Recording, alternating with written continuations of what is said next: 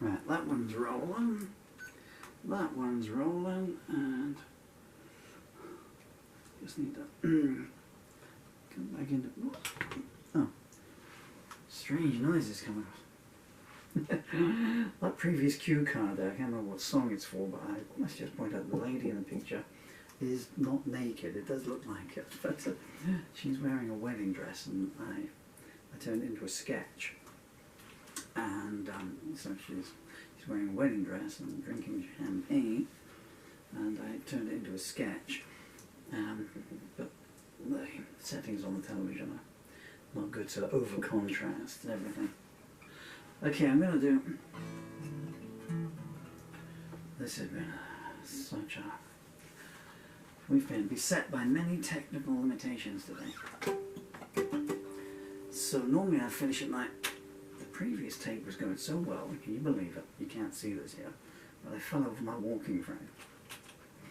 So I'm going to do a cover version of one of my own songs because I'm playing everything so badly today.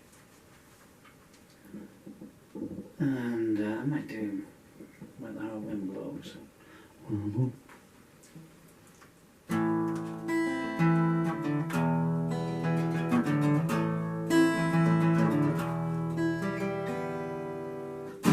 2, 3, 4. I'm going to slow it right down actually.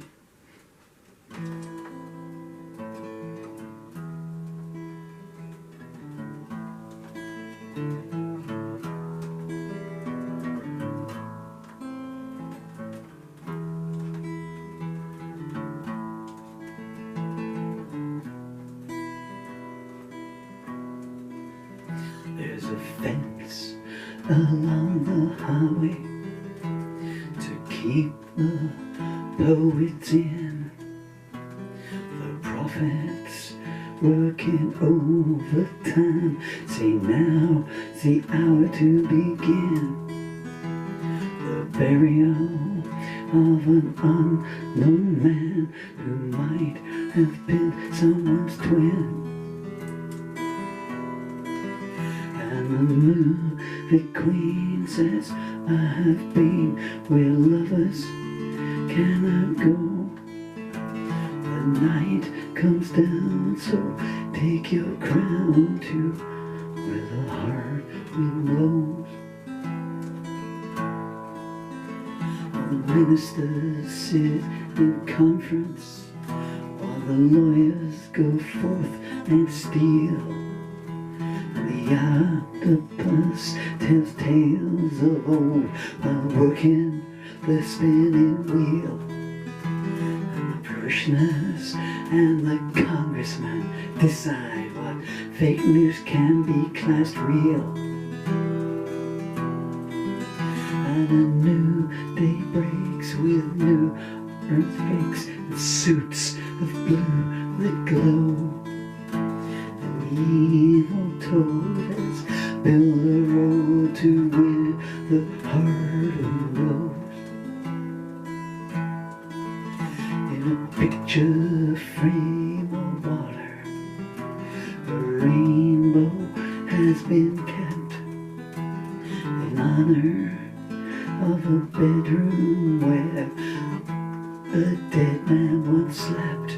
And the princess has a locket that contains every tear she's wept. They sing songs of praise above a pauper's grave, telling things below. What can you say when they burn you today with a hard wind blows? There's a boat out on an ocean that won't come back again. The henchman's sailing in braille, and the captain's dressed in chains. There's an albatross following them around, saying next time abstain.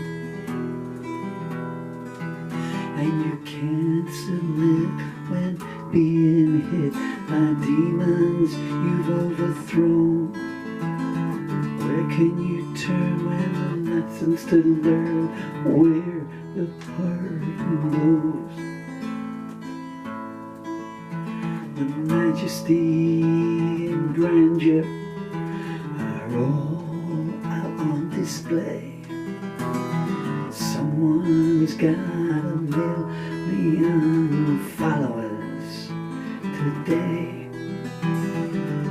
Down here they kneel to pay the rent, not to pray. Will it ever change? Will it all seem strange? You're telling you what you already know, that you can't escape from your fate where the heart will blow.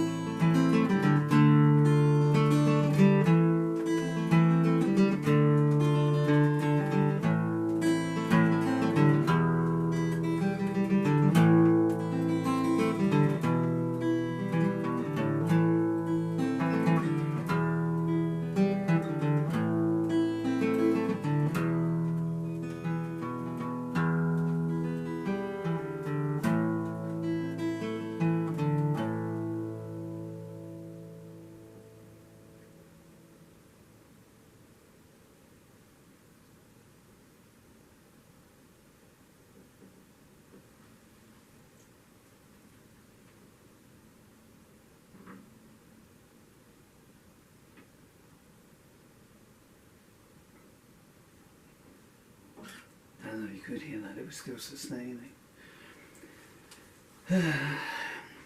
Always enjoyed, that was a very much shortened version of that song, which obviously has got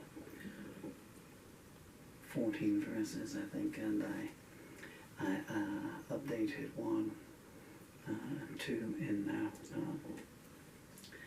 take account of some present events, both in this country and in the world. Since I've got to let the legs rest up as I lean against my walking frame before I come down the camera. So I wrote that song in '86. I think my mouth is going to seize up soon because the mouth muscles are dying as well. The last thing to go on an Irishman is a mouth muscle. I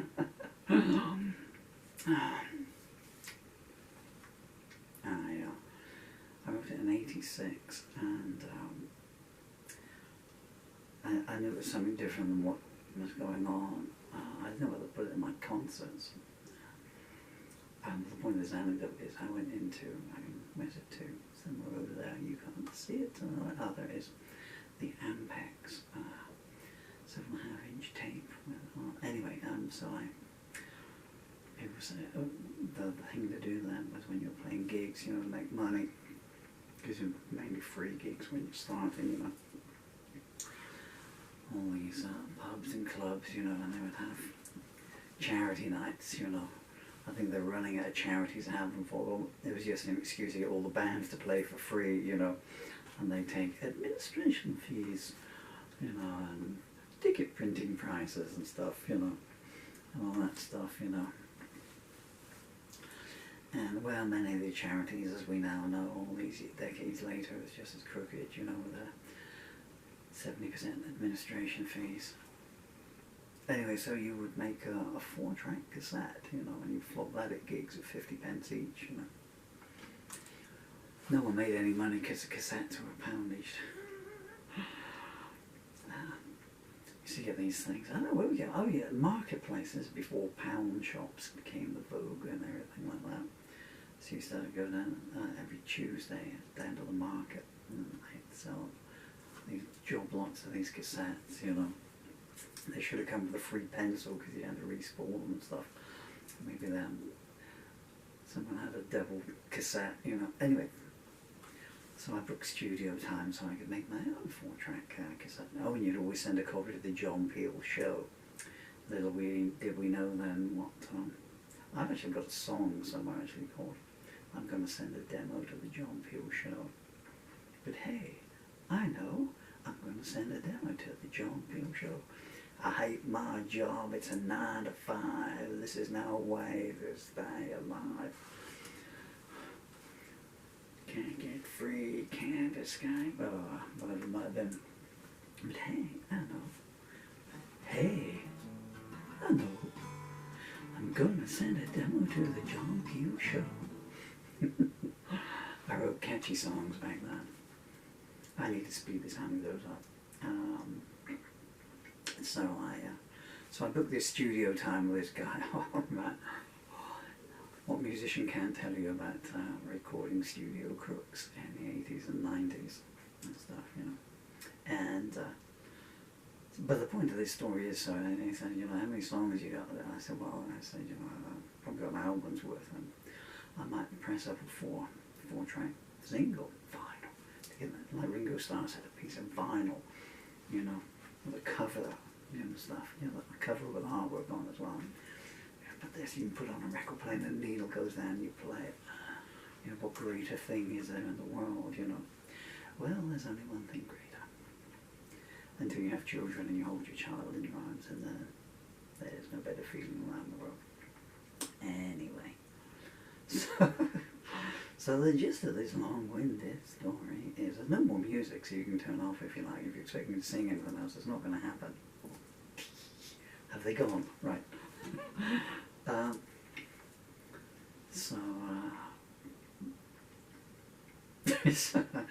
mean, most people, you know, you're probably going to be ahead of me here, but most people went in, you know, all the bands, you know, you still come off the back of punk and everything, so most people got a 2-minute 28 song, and a 2-minute 54 song, and some people have a song around 3 minutes 28.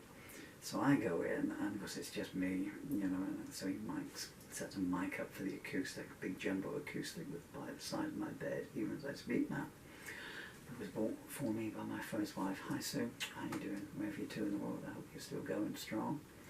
You will certainly be as beautiful as ever, and I'm sure you'll still be the nicest human being that it's possible to be. You're amazing. Hey, if I told you that when we were married,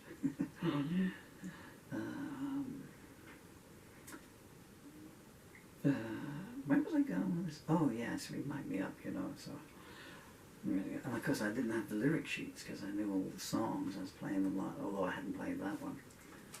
So to bring this long, shaggy dog story, the long and winding anecdote that leads nowhere.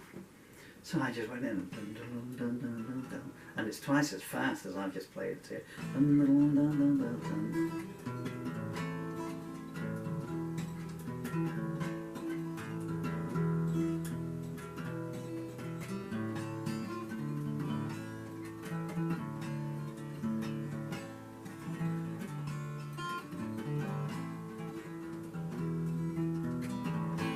I might as well sang the whole song, hadn't I? You know, I was going to cut it short so I could sit down.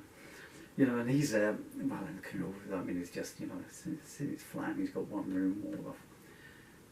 Man, I won't mention the guy, but he was notorious. Everyone tells you afterwards, you know, how that goes on, you know. So then I was playing a show somewhere with a guy called Taff Martin was on a bill with his country and western group. He got a Welshman. I think Taff played bass. Did he play bass? No, I think he was playing guitar in that band. So you got this rotund Welshman from the heart of Somerset. You know, so you're talking to him before the show and you go, well, you know, Dave, okay, did you know? And then get up on stage, puts a Stetson on, you know, okay, they're partners, now we're going to do the line dance now. Thank you for coming and seeing Southern Drawl. And so afterward, I said, I've done some recordings at John's studio. Oh, no, John, oh, he's a crook, oh, him, no, he's terrible. I bet he told you that when you went to collect the tapes that they still needed mixing because it took too long. I said, yeah, Joe, he always says that. Now you tell me, Taff. Thank you so much. Now you tell me. Anyway. But the point of the story is, you know, so he was just sitting there. And he's, you know, got the levels and looking at the levels and everything, you know, and they're playing away.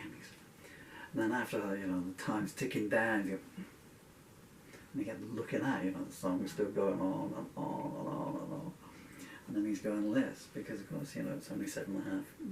He's only got a standard rule of tape in there, you know, he's not thinking about it. Anyway, so that was the anecdote, really, you know, I just started playing a song that went on and on and on and on. Later in the proceedings, he asked me to bring some of my lyrics in because he wanted to look at them. What else did I record on that? 9 tracks I recorded because I loved you. I should do that. I should dig it out and maybe do a concert of the 9 songs. Well, after the arms and legs would let me. Anyway, so I left him some lyrics and I wrote some there and I came back the next day. And all of a sudden I had a co-author on them. Because I didn't have the copyright symbol on them. He'd got them, put his name on it, and Matt sent a copy to himself to prove ownership. Harsh lesson to learn. I've been Paul Murphy, and you've been extraordinarily kind and generous for your time. I'm going to leave you with an E minor diminished. There. Aren't I good to you? Take care of yourselves.